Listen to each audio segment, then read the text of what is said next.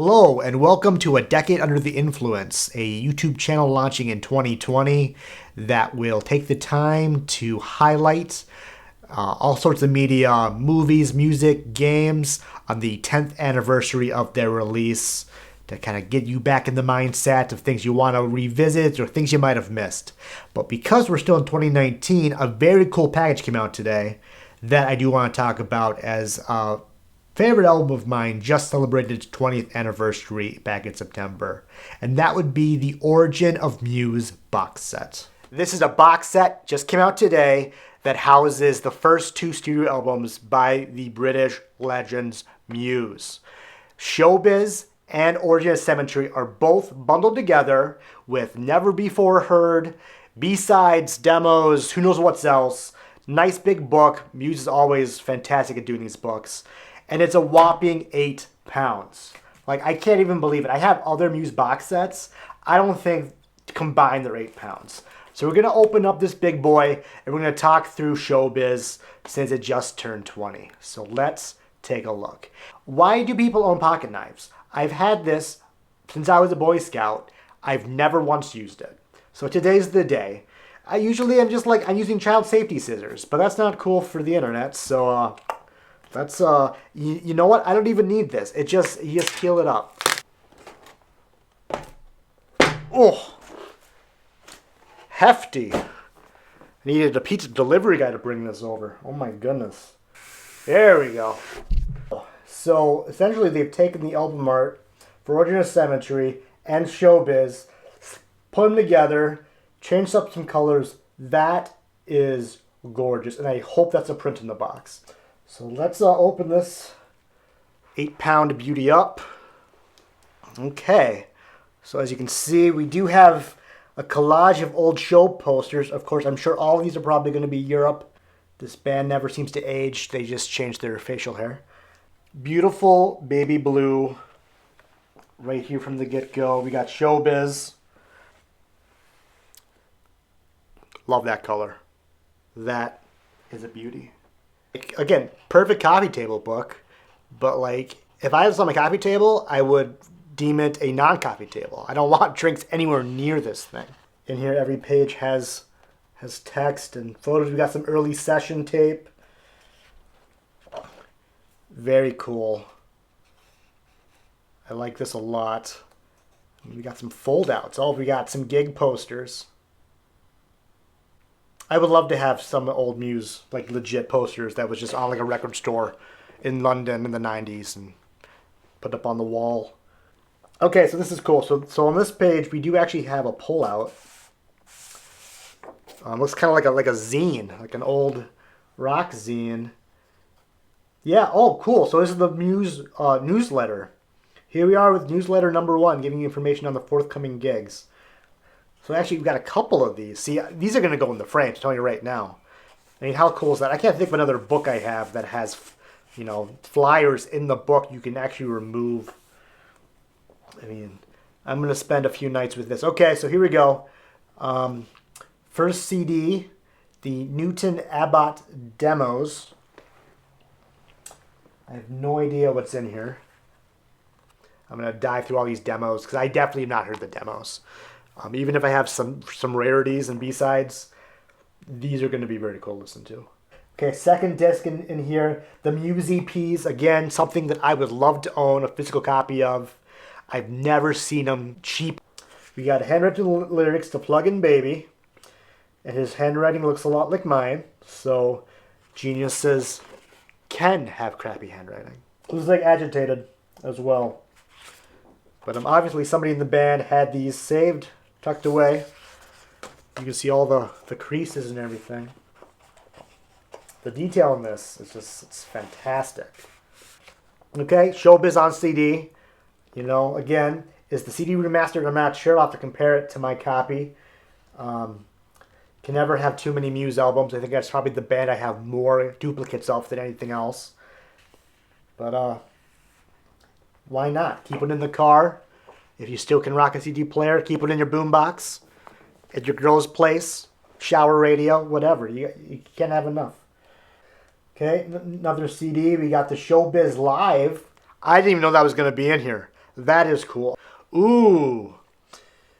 We got the Reading and Leeds lineup for 2000 with some of my favorites. Limp Bizkit, Foo Fighters, Slipknot, Rage Against the Machine, Blink-182. So nowadays, Muse would be in the top, up in the headliners. I don't even see them at first glance. Muse, there we go. So they were headlining the Radio 1 evening session stage. Very cool. I love seeing this stuff. And then on the back side, I don't think I own any yellow vinyl. Look at this. Wow. Yellow and orange. Makes perfect sense. That is delicious. That is the Origin of Muse box set release. A lot of content here. 9 CDs, 4 LPs, a bunch of inserts. Only complaint I have, I want this as a print. Origin of Muse, pick it up on the website, muse.mu. Showbiz is one of my favorite debut albums ever. It is so strong from start to finish. There's really no filler on the album.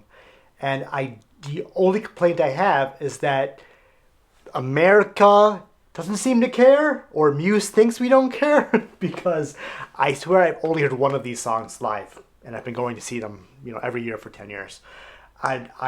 It irks me because I would love to hear these songs live.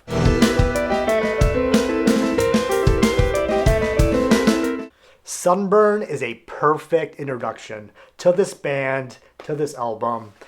It kind of blends everything that makes Muse Muse. We have a piano intro, groovy bass line, Matt Bellamy's voice. What a gift that is. Just kind of everything that just it gives you a perfect summary of what to expect from the band on this album, down the road till present. It's really a beautiful song and always a good way to start off an album.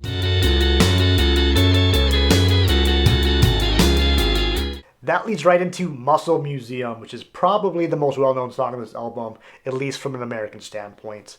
It was one of the lead singles for the album. What a weird, it's a very strange bass line. Whenever I hear this song, I think carnival theme, like evil carnival, or like a space carnival. It's a very strange and creepy song that just oozes with personality, and it's definitely a standout track.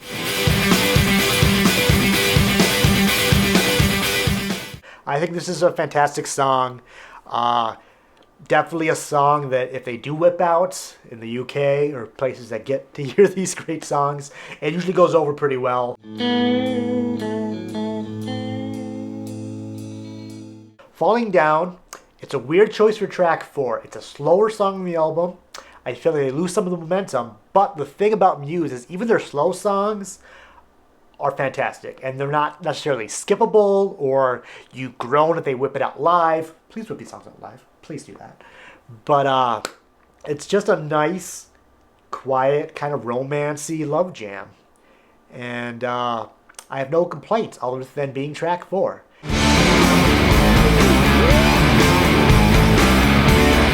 This is a song, whenever I hear it, I can visualize something in my head. It's very Fantasia-esque to me. And what I'm visualizing is it's a story of a guitar that's like a Pegasus guitar. And I sound like a crazy person, but I see this winged guitar, and Matt Bellamy is playing the winged guitar. And as the song progresses and the guitar riff kind of gets away from him and kind of out of control and up and down, it's kind of a roller coaster ride of a riff. I just see him battling with that guitar.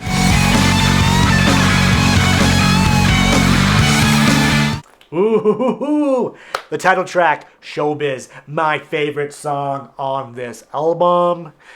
Definitely one of my favorite Muse songs of all time. This is such a slow burn.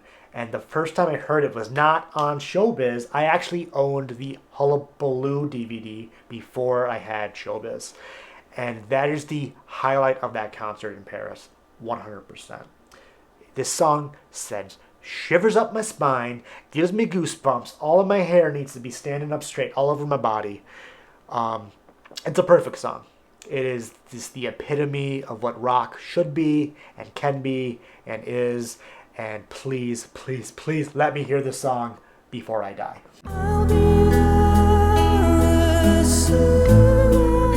Another very popular song on the album, Unintended. Acoustic guitar song, just like 2 away from the last slow song. It's beautiful. You get Matt's very high range on this song, and if I ever had a romantic Muse interest, I would definitely want to serenade them, and that would be the song to do it with.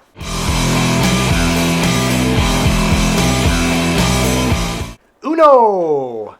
I do believe I've heard Uno live before, but probably only Uno times. Definitely a good, crunchy 90s alternative song. It's a good time. It's just a good headbanger of a song. Makes me want to play Uno.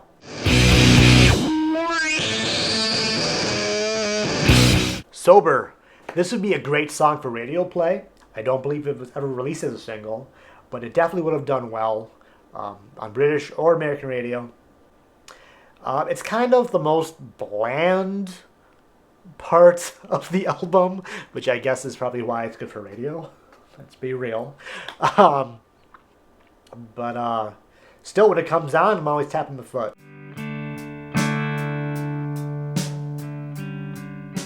Escape. This is Muse gone emo. Another slow song.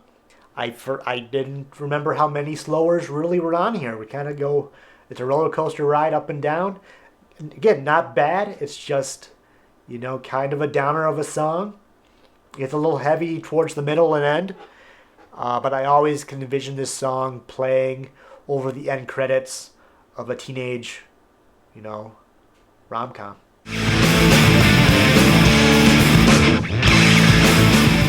Overdue. Again, very 90s sounding. It can definitely be played in a festival right between sets from Blur and Oasis. It's a good song. It's definitely a sign of the times, and sometimes that's what you want. Hey There Son, I Love You. What an awesome song name. Typically, I like when albums go out on a bang, This is more of a simmer out. It definitely feels final. It's just a nice little period punctuation on the start of Muse. No, all around, Showbiz, fantastic, super strong debut album. And if you're a Muse fan, you've never checked it out, it stands. It stands right with the rest of them. A lot of bands, the early stuff, it's hit or miss. You can do without. Not with Muse. It's required listening. Love that album. So that was a look at the Origin of Muse box set, as well as going through track by track on Showbiz. Very excited to have this in my collection. Please like the video if Muse fills you with warm goodness like they do me. And subscribe to the channel if you want to stay up to date with more of these birthday, anniversary retrospectives as I cover the best rock had to offer in the 2010s and beyond. So thank you so much for watching, and I'll see you in 2020.